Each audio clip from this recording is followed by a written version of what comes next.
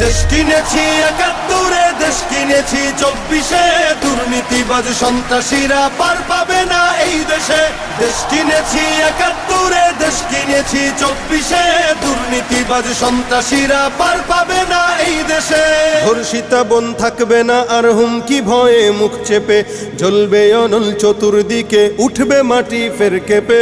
ধর্ষিতা বোন থাকবে না আর হুমকি ভয়ে মুখ চেপে, জ্বলবে অনল চতুর্দিকে, উঠবে মাটি ফের কেঁপে।